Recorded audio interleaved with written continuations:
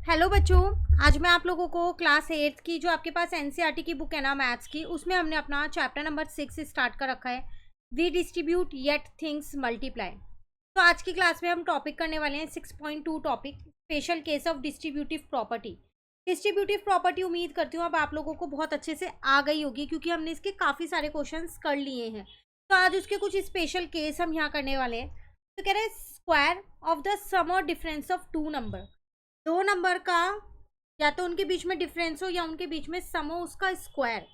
तो क्या हम इस टॉपिक में सीखने वाले हैं नया, चलिए वो जानते हैं। कह रहे था area of a square of side length 60 unit is 3600 square unit. आपको पता है अगर कोई भी एक स्क्वायर है उसका एरिया निकालना हो तो हम उसका एरिया कैसे निकालते हैं, साइड इंटू साइड करके निकालते हैं। और उसकी साइड अगर हमारे को 60 दे रखी है तो आप 60 इंटू 60 करोगे 3600 आ जाएगा, ठीक है।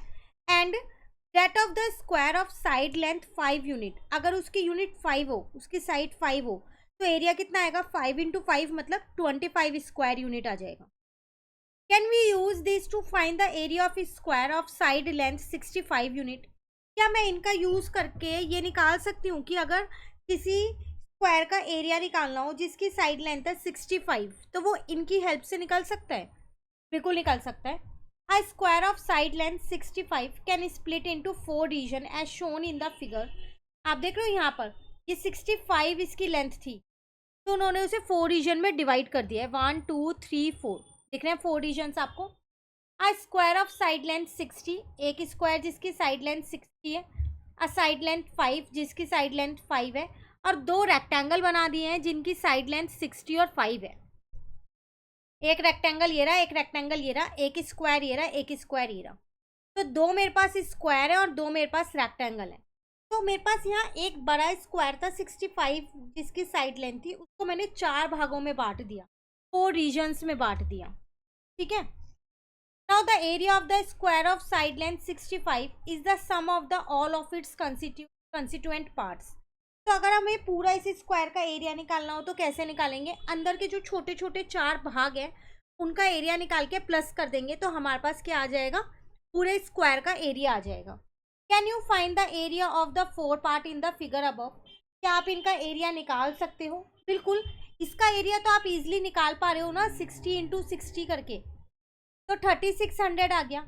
इसका L इंटू बी होता है तो इसका 300 हो गया, इसका भी 300 हो गया। अब 5 इंटू 5 25, बस इन सबको प्लस कर देंगे तो हमारे पास पूरे स्क्वायर का एरिया आ जाएगा। क्लियर? नाउ वी गेट 65 का स्क्वायर है तो मैं उसे 60 प्लस 5 का स्क्वायर लिख सकती हूँ।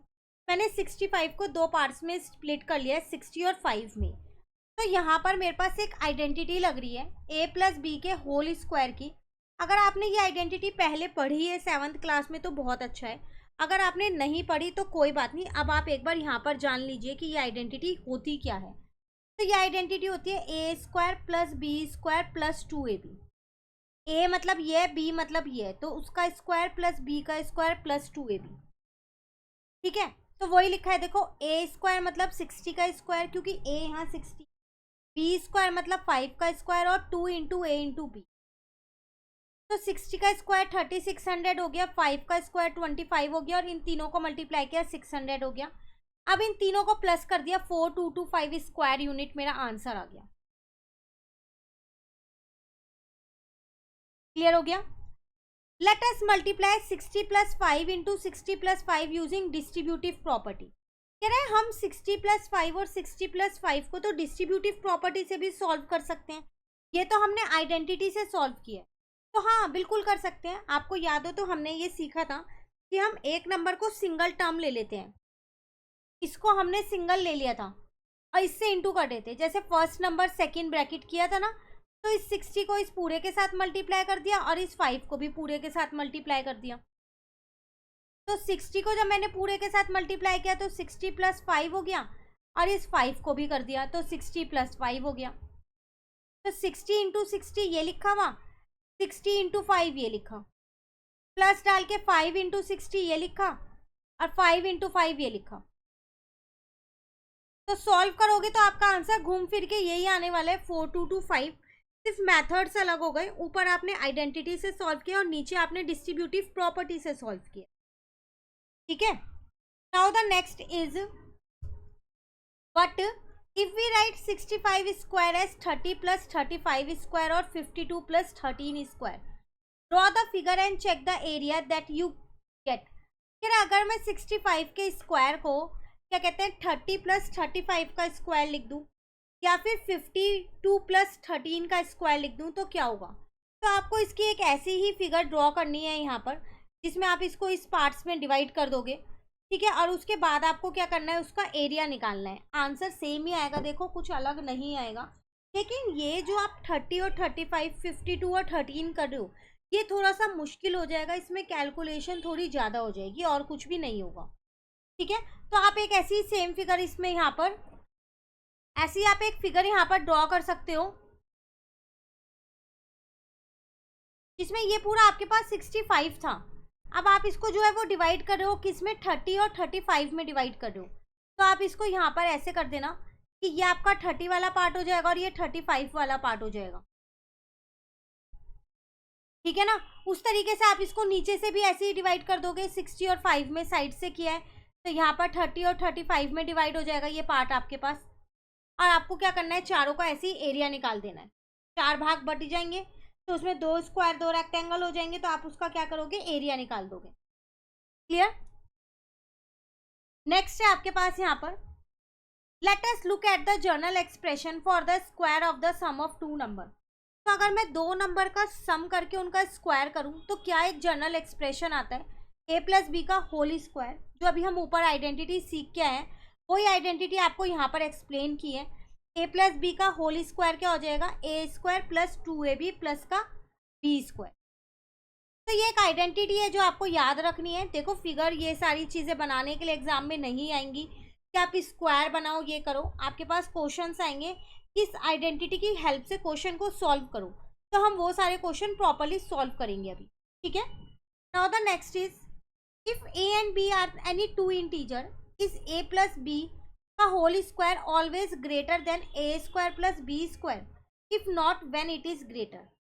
कह रहे मान लेते हैं कि a और b जो है वो 2 इंटीजर है, तो क्या हमेशा ऐसा होगा कि a प्लस बी का होल स्क्वायर जो है वो बड़ा होगा a square plus b square से। तो आप कोई भी एक एग्जांपल लेके यहाँ पर चेक कर सकते हो।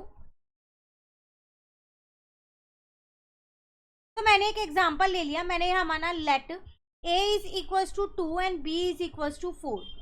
तो a प्लस बी का होल स्क्वायर मेरे पास कितना आ जाएगा, यहाँ पर 2 प्लस 4 का होल स्क्वायर, तो 6 का होल स्क्वायर 36 आ गया। और a square plus B square मेरे पास कितना आ जाएगा, 2 स्क्वायर प्लस 4 स्क्वायर, 2 का स्क्वायर 4, 2 2 जा 4, 4 4 जा 60, आंसर मेरे पास 20 आ गया। तो ये तो हमेशा ही ग्रेटर आएगा। आप कोई और एग्जांपल भी ले लो, अभी a की जगह मैंने 3 ले लिया और b की जगह 4 ले लिया, तो 7 का स्क्वायर 49 हो गया। यहाँ पर 3 का स्क्वायर प्लस 4 का स्क्वायर, 3 3 जा 9, 4 4 जा 16, आंसर आएगा 25। तो जो ये आपसे कह रहा है क्या a plus b whole square is always greater than a square plus B square, तो आपको लिखना है yes a plus b whole square is always greater than a square plus b. ठीक है, now the next is use identity 1a, मतलब ये वाली आइडेंटिटी, to find the value of 104 whole square plus 37 whole square. Hint, decompose 104 and 37 into sum और difference of number whose square are easy to compute.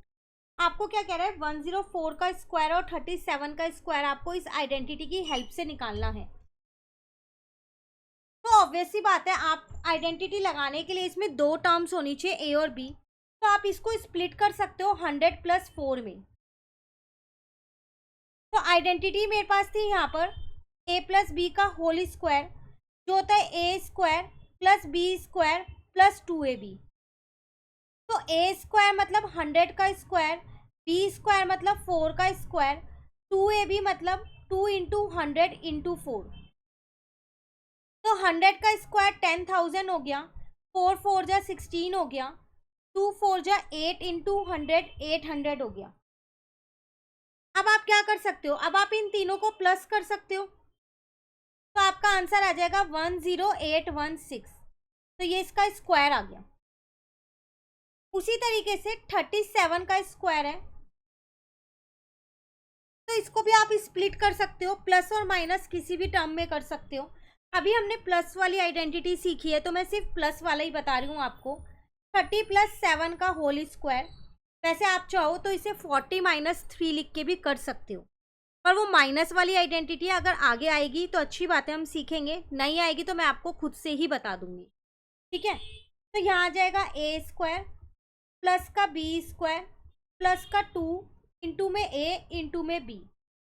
तो ये हो गया मेरे पास 900 प्लस 7 7 जा 49। अब 2 इंटू 30 60 इंटू 7 हो जाएगा 420। अब आप क्या करोगे, इन तीनों को प्लस कर दोगे तो आपका आंसर आ जाएगा 136। तो आइडेंटिटी की हेल्प से आपको ये सॉल्व करना था, जो हमने यहाँ पर कर दिया। क्लियर? चलिए अभी आगे आपसे क्या कह रहे हैं, use identity 1A to write the expression for the following. Again आपको आइडेंटिटी यूज करके इनका एक्सप्रेशन लिखना है। अब यहाँ ये क्यों बोला गया कि एक्सप्रेशन लिखना है, ये क्यों नहीं बोला गया कि इसको सॉल्व करना है? क्योंकि आप ध्यान से देखो यहाँ पर वेरिएबल्स हैं एम और पी, तो आप पूरा पूरा प्रॉपरली सॉल्व नहीं कर पाओगे, ऐड नहीं कर पाओगे, तो एक एक्सप्रेशन फॉर्म में आंसर आएगा, इसलिए ऐसा बोला गया है। ठीक है, m+3 का होल स्क्वायर है,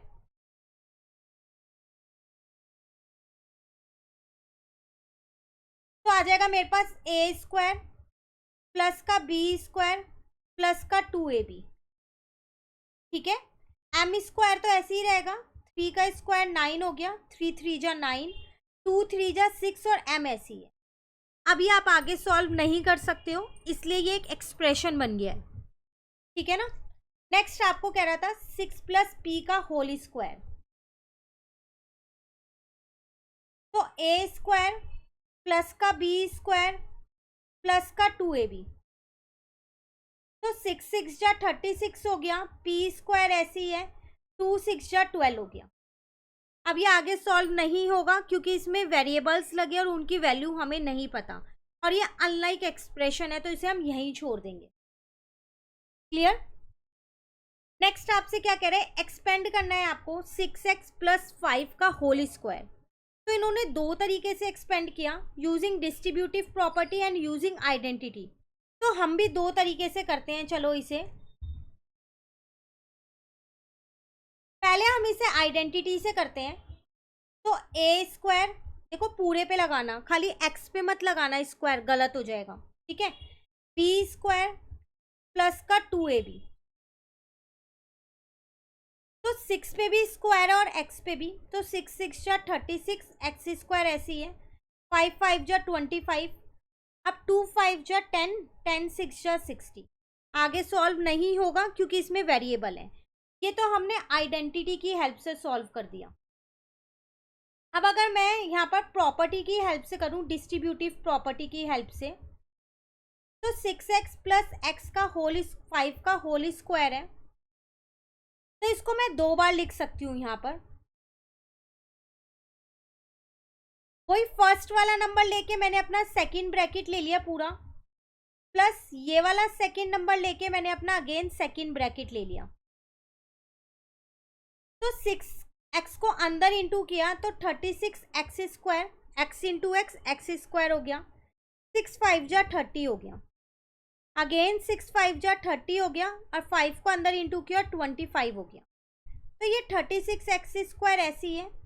इन दोनों को मैं प्लस कर सकती हूँ क्योंकि ये दोनों लाइक टर्म्स हैं, और प्लस का 25।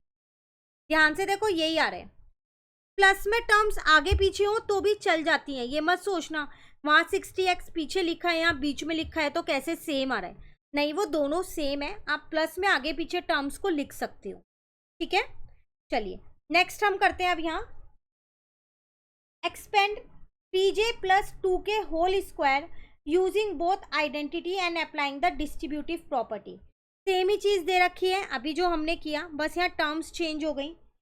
3j + 2k होल स्क्वायर है,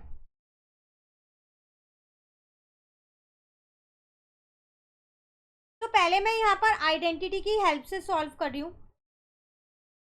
तो मेरे पास हो जाएगा यहाँ पर ए स्क्वायर प्लस का बी स्क्वायर और प्लस का 2ab, ठीक है ना।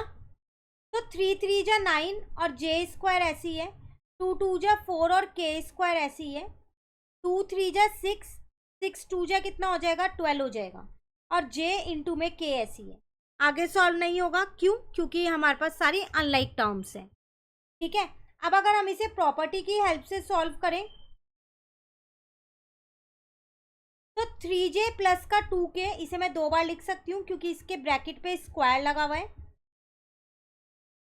तो अब आ जाएगा मेरे पास फर्स्ट नंबर, सेकंड वाला ब्रैकेट पूरा आ गया, उसके बाद मेरे पास आ गया सेकंड नंबर और सेकंड वाला ब्रैकेट आ गया।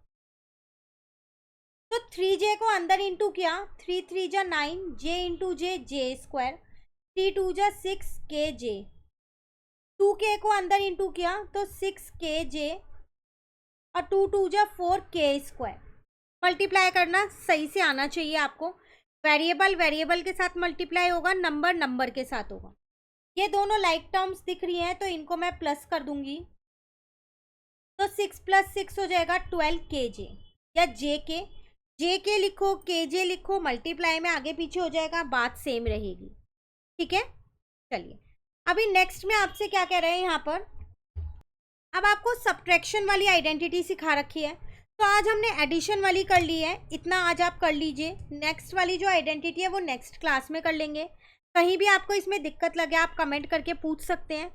इस चैनल पे आपको इस बुक के सारे सॉल्यूशन मिलेंगे, तो अगर आपने चैनल सब्सक्राइब नहीं कर रखा तो जल्दी से सब्सक्राइब भी कर लो और फ्रेंड्स के साथ भी शेयर कर दो। Thank you.